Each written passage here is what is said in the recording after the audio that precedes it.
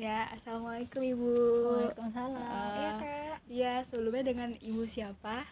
Saya Ibu Partila. Iya, Ibu Fatila. Ibu Fatila, maksud kedatangan saya sendiri. Oh ya, sebelum perkenalkan saya Nisa Zahra. Oh iya, Kanisa. Iya, jadi saya ingin mewawancarai sedikit lah tentang toko ini, gitu Oh kan. iya, boleh, Kak. Silakan. Ya, mungkin sebelumnya ini sendiri apakah milik pribadi perseorangan atau enggak gitu? Toko ini milik perseorangan. Perseorangan Iya, gitu. perseorangan. Iya, berarti di toko ini nggak ada sistem bagi hasil ya? Tidak ada di Tidak sini. ada. Nah, Hanya gaji aja sih iya, karyawan gaji gitu mendapat gaji dari untuk untuk karyawannya ya. Totalnya ada berapa sih Bu karyawan di toko ini? Totalnya ada 7. Ada 7. Iya. Oh iya. Jadi ada yang untuk mengurus di lantai 2, ada yang di Iya, lantai utama ada. gitu ya. Iya. Nah, untuk pembiayaan toko ini apakah ada dasar hukumnya sendiri yang dipakai Bu? Dasar hukumnya kalau untuk biaya toko pokoknya di sini kita ada keuntungan setiap bulan kita selain dipotong biaya administrasi semuanya gaji karyawan, yang pasti kita ada infak atau sedekah gitu ya. Oh iya. Setiap bulan ada dan per tahun ada. Dan itu memang rutin ya Bu ya? Iya, rutin. Oh iya, Masya Allah ya, toko ini keren banget ya teman-teman. Nah, untuk barang-barang yang ada di toko ini itu bagaimana sih Bu cara mendapatkannya gitu? Jadi barang-barang di toko ini cara mendapatkan tuh ada 3. Jadi ada pembelian secara putus, Iya. ada kredit, dan sistem konsinyasi. Wah, baru pernah dengar juga tuh yang sistem konsinyasi. Mungkin bisa dijelaskan Bu per sistem itu apa sih maksudnya Iya. gitu? Jadi sistem konsinyasi yaitu jadi ada supplier menaruh barang ke toko, titip untuk dijual di toko. Nah, nanti per setiap bulan atau 2 bulan atau per 3 bulan sekali dia mengecek barang. Nah, toko akan membayar sesuai barang yang laku gitu. Oh iya. Jadi kalau barang yang tidak laku ya toko tidak membayar. Dan mungkin kalau barangnya tidak jalan bisa diretur. Oh, dikembalikan gitu di gantian baru gitu. Dikembalikan. Oh, terus kalau sistem beli putus tuh maksudnya gimana ya? Kalau sistem beli putus ya barang kita beli langsung ke produsennya. Udah kita beli putus ya itu hak milik kita. Oh iya, jadi nggak ada yang retur barang iya, tuh nggak bisa ya. Nah, kalau kredit mungkin yang itu ya, yang diangsur-angsur gitu Bu. Ya kalau kredit misalnya kita beli barang, cuman kita tidak langsung membayar. Misalnya kreditnya jatuh temponya misalnya sebulan kah atau 2 bulan kah atau 3 bulan kah. Tapi semua barang itu ya harus kita bayar gitu kalau sistem kredit. Oh iya, nah berarti di toko ini itu boleh menitip barang ya Bu ya dengan sistem yang konsinyasi itu ya. Iya. Nah, terus juga kalau misalkan barang yang dititipkan itu tidak habis, yaitu apa namanya ya, kalaupun ada kerugian apapun dikembalikan lagi kepada orang yang menitipkannya itu ya gitu. Oh iya Bu, apakah di toko ini tuh boleh atau tidak melakukan tawar menawar gitu? Kalau di sini tidak bisa tawar menawar. Tidak bisa. Iya, di sini kita sistemnya setiap hari diskon. Diskon. Jadi ada sistem keanggotaan dan tidak gitu. Di sini jadi ada namanya member gitu, Iltizam member card. Jadi setiap yang mempunyai kartu anggota itu akan mendapatkan diskon khusus. Apakah di toko ini itu boleh mengangsur atau mengutang pembayaran di toko gitu Bu? Di sini kan atau enggak gitu? Nggak bisa. Nggak bisa di sini ya? harus cash. Iya, harus cash gitu ya. Oh iya.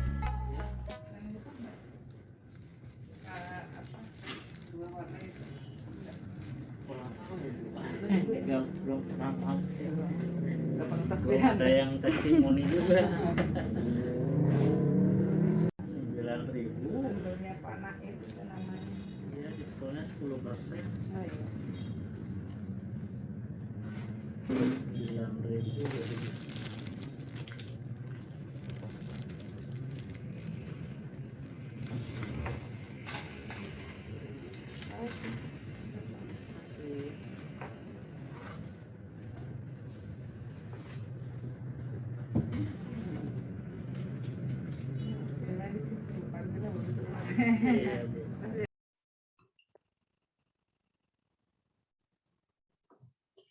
Bismillahirrahmanirrahim.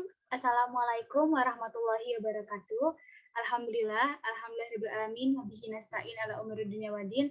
Wassalatu wassalamu ala asrofil anbiya'i wal mursalin wa ala alihi washabihi ajmain, amma ba'du. Pertama-tama yang saya hormati dosen pengampu mata kuliah Perbankan Syariah, Bapak Dr. Mutawali SIMM. Pada kesempatan kali ini, izinkan saya, Septian Indrunisa Azahra, NIM 043, akan memaparkan hasil pengamatan dari observasi dan wawancara di toko yang saya amati, yaitu toko Iltizam. Next slide.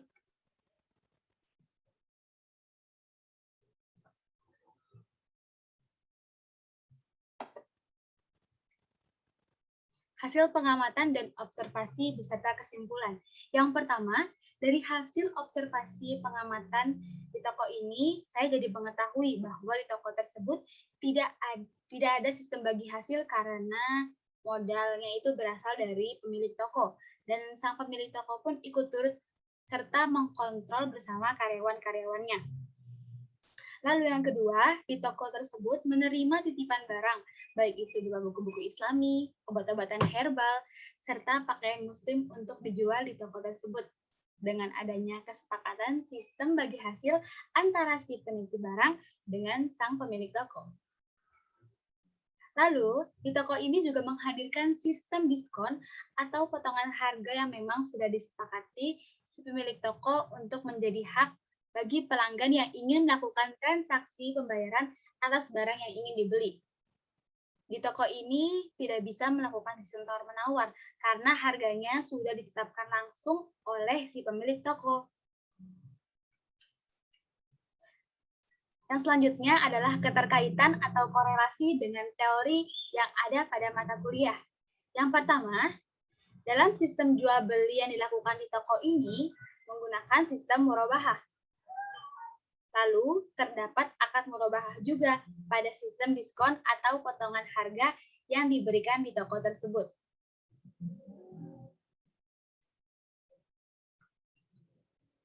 Kemudian, terdapat akad mudharabah pada transaksi penitipan barang yang dititipkan di toko tersebut untuk dijual oleh pemilik toko. Analisis praktik dan penyesuaian mengenai praktik atas akad murabahah yang ada pada toko tersebut itu tidak sah karena pihak toko tidak melakukan keterbukaan tentang harga pokok dan keuntungannya kepada pihak pembeli. Namun, secara apa yang terjadi di lapangan itu sah-sah saja karena ketika transaksi berarti sang pembeli itu setuju akan harga yang ditentukan meskipun tidak ada keterbukaan mengenai keuntungan dan lain-lainnya. Pandangan hukum syariah mengenai praktik akad mudharabah yang terjadi di toko ini sah karena memang pembagian keuntungannya yang sudah ditetapkan di awal antara penitip barang dengan pemilik toko. Lalu jika barang yang terjual tidak habis, tidak perlu ada yang namanya ganti rugi dari pemilik toko karena bukan kesalahan atau kelalaian sebagai mudharib. Pandangan hukum syariah mengenai praktik akad murabahah dalam pemberian diskon di toko ini itu sah karena memang telah disetujui pemilik toko yang kemudian menjadi hak pembeli yang melakukan transaksi di toko tersebut, yang dimana hal ini juga menjadi keuntungan bersama. Toko jadi memiliki pelanggan setia dan pembeli diuntungkan dengan diskon yang diberikan.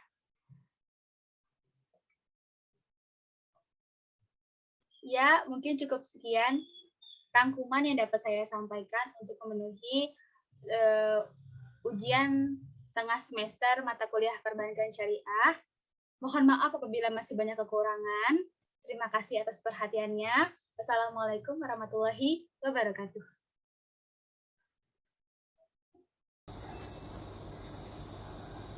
Bagaimana hubungan Islam dengan perbankan syariah? Oke, pada dasarnya dalam ajaran Islam itu kan tidak hanya mengenal konsep ubudiyah atau ibadah ya, hanya hubungan antara Tuhan dengan manusia dan makhluk ciptaannya, tetapi juga hubungan antara manusia dengan manusia yang dikenal dengan konsep muamalah ya kan. Nah, jadi hubungannya muamalah dengan perbankan ya kan, salah satu aspek dalam muamalah itu adalah ekonomi. Ya, salah satu aspek dalam muamalah adalah ekonomi.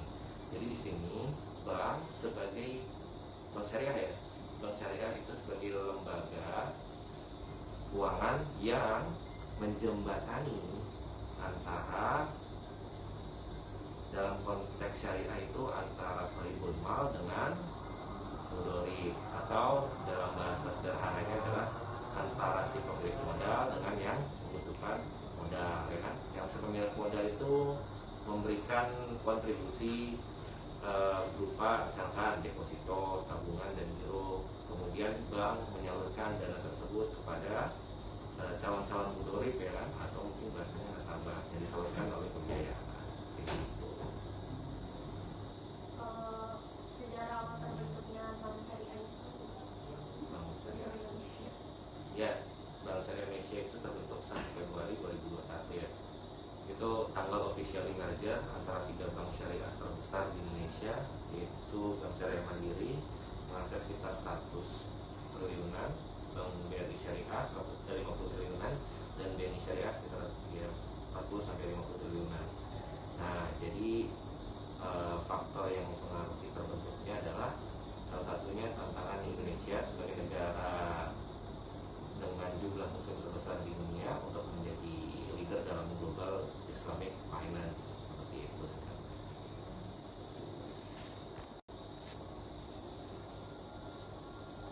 Kalau transaksi apa saja yang digunakan di BSI? Transaksinya, kalau di BSI ini banyak ya transaksi. Misalkan kalau untuk transfer ada yang transfer biasa, kemudian transfer SKR atau clearing, kemudian transfer RTGS. Nah, itu untuk transfer antar bank ya. Kemudian juga ada transaksi pembiayaan, pencairan pembiayaan, dan kemudian ada transaksi penyaluran nisbah baik deposito maupun pembiayaan musyawarah. Banyak di sini transaksi. Terakhir nih, Kak, bagaimana proses pengumpulan dana di BSI? Nah, kalau proses pengumpulan dana di BSI sebetulnya ada 3 aspek sih. Pertama, proses yang melalui walk-in customer atau nasabah yang datang ke bank, misal untuk buka tabungan, ya kan? Kemudian untuk nyetor, yang sebenarnya nasabah menyetorkan dananya ke BSI untuk dihimpun di BSI. Kemudian ada juga institutional banking, baik dari institusi pemerintah maupun perusahaan, menanamkan dananya di Bank Syariah Indonesia. Dan ada private banking juga, seperti itu kira-kira.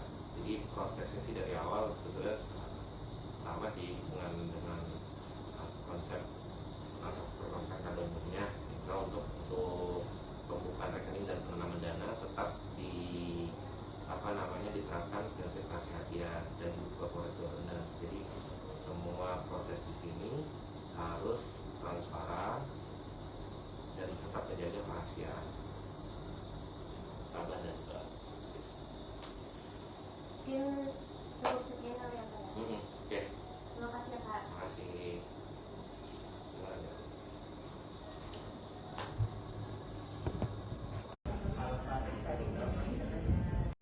Iya baik. Iya baik.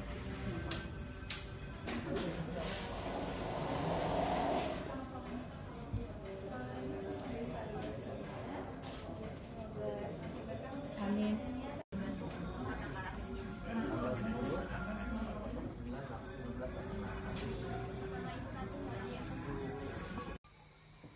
Halo, nama saya Neta Putri, NIM 11 249 000 0001.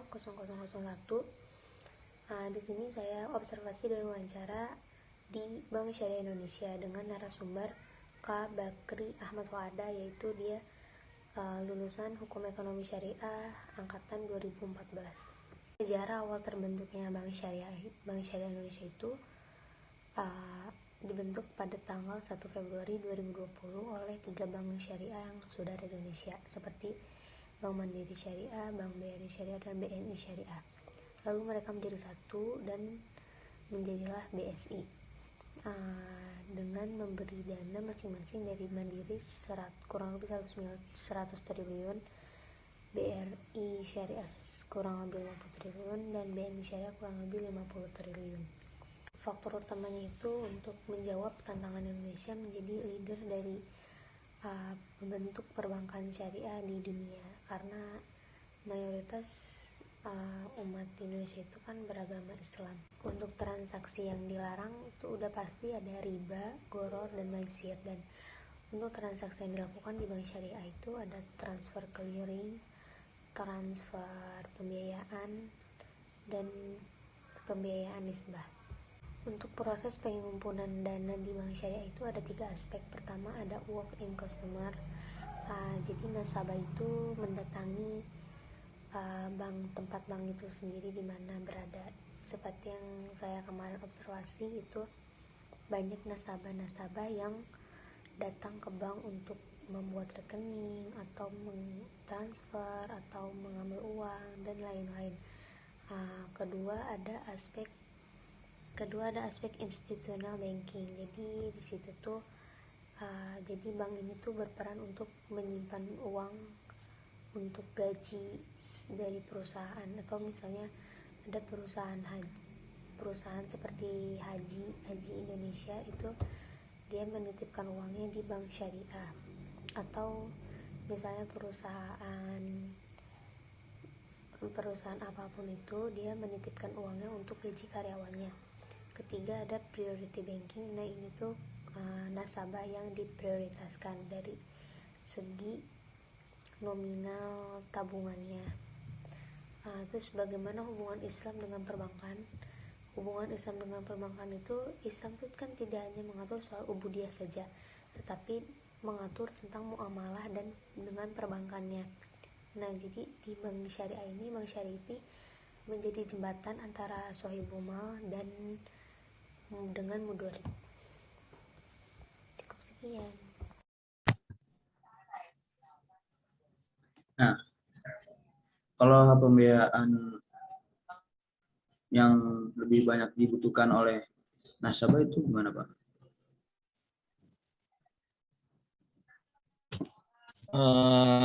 Yang dibutuhkan nasabah ya, dilihat berdasarkan apa yang dibutuhkan oleh nasabah. Terkadang nasabah itu belum mengetahui tentang bank syariah. Sebagai orang lapangan, saya yang mengarahkan nasabah untuk menggunakan produk apa saja. Yang kita lihat berdasarkan tujuan untuk pembiayaannya. Misalkan nasabah akan melakukan renovasi dan nasabah inginkan untuk menggunakan akad mudharabah, itu kurang tepat begitu maksudnya. Maka kita jelaskan, dan kita apabila membeli material tersebut menggunakan akad jual beli gitu. Nah, terus proses yang dilakukan Bank Madinah Syariah dalam mencari nasabah itu gimana, Pak? Prosesnya, Pak? Untuk proses juga kita hampir sama dengan bank syariah yang lain. Biasanya pertama biasanya kita menggunakan referensi dari teman, saudara, atau keluarga, gitu. Dan referensi dari siapapun. Yang kedua dengan langsung menawarkan produk kepada komunitas dan organisasi dengan sosialisasi gitu. Jadi dengan sekali sosialisasi kita dapat menawarkan ke beberapa orang. Jadi lebih efektif waktunya. Kalau menawarkan per satu orang akan membutuhkan waktu yang lama, namun tidak menutupi kemungkinan gitu, untuk kita menawarkan ke perseorangan gitu. Biasanya menawarkan ke perseorangan apabila mendapatkan referensi dari keluarga. Marketing itu apabila mendapatkan nasabah, maka nasabah itu akan menjadi akar kita yang saat bisa mereferensi ke temannya atau keluarganya.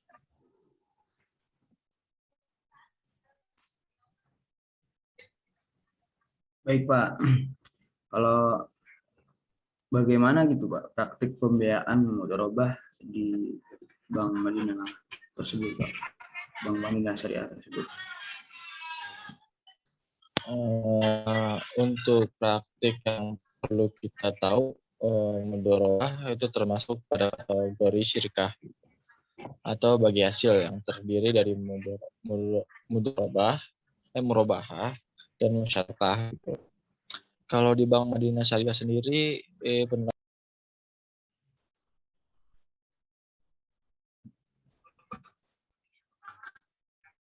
Kalau ya mengapa keluar sendiri dari mana?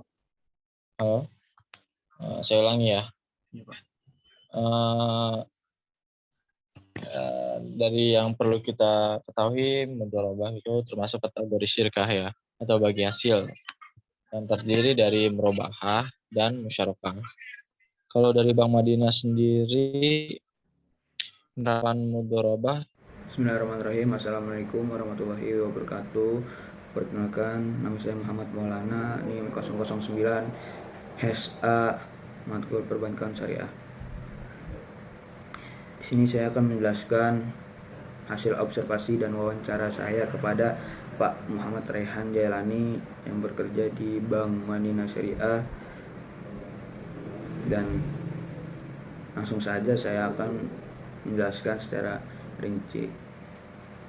Pertama, saya menanyakan apa saja produk pembiayaan yang ditawarkan oleh Bank Madinah Syariah, dan Pak Rehan memaparkan ialah produk yang ditawarkan Bank Madinah Syariah itu relatif sama dengan bank syariah pada umumnya.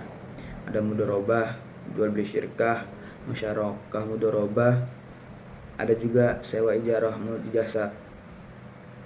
Nah, yang kedua, saya menanyakan proses apa yang dilakukan Bank Madinah Syariah dalam mencari nasabah, dan Pak Rehan memaparkan ialah prosesnya juga hampir sama dengan bank syariah yang lain. Biasanya ada beberapa cara. Yang pertama, biasanya menggunakan referensi dari teman, saudara, atau teman-temannya. Yang kedua, dengan cara turun langsung, yaitu dengan menawarkan produk kepada komunitas atau organisasi dengan sosialisasi. Jadi dengan sekali sosialisasi dapat menawarkan ke beberapa orang, jadi efektif aja gitu waktunya. Nah, terus kalau menawarkan per satu orang akan membutuhkan waktu lama. Terus namun tidak menutup kemungkinan untuk menawarkan ke perseorangan. Biasanya menawarkan ke perseorangan apabila mendapatkan referensi dari teman ataupun keluarga.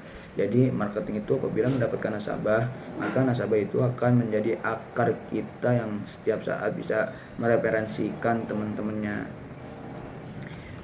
Dan yang ketiga, saya menanyakan bagaimana sih Pak praktik pembiayaan mudharabah di Bank Madinah Syariah tersebut. Dan Pak Rehan menjelaskan yang perlu kita tahu, mudharabah itu termasuk ada kategori syirkah atau bagi hasil yang terdiri dari mudharabah dan musyarakah. Kalau di Bank Madinah Syariah sendiri, penerapan mudharabah melihat kondisi pasar. Maksudnya kita ada perseorangan mengajukan pembiayaan tambahan modal kita. Nah, dilihat dulu tambahan modal itu untuk apa. Biasanya saya sendiri kalau akad mudharabah itu untuk developer maupun BMT. Karena kalau misalkan tambahan modal yang dimaksud untuk angkringan, maka lebih mudah dengan akad jual beli. Karena kalau syirkah apabila perseorangan dan skala usahanya kecil, maka kita harus tahu laporan keuangan usahanya dan dokumen lainnya. Jadi apabila untuk perseorangan dan skalanya kecil, maka tidak mudah untuk mendapatkan dokumen-dokumen tersebut. Dan padahal modalnya dalam bentuk aset. Dan Pak Rehan menjelaskan, jadi kalau memang di teori boleh penyertaan modal kerja dalam bentuk aset, tetapi pada realitanya jarang yang ada semenjak saya di Bank Madinah Syariah. Jadi belum ada. Baik, saya cukup sekian penjelasan dari saya. Assalamualaikum warahmatullahi wabarakatuh.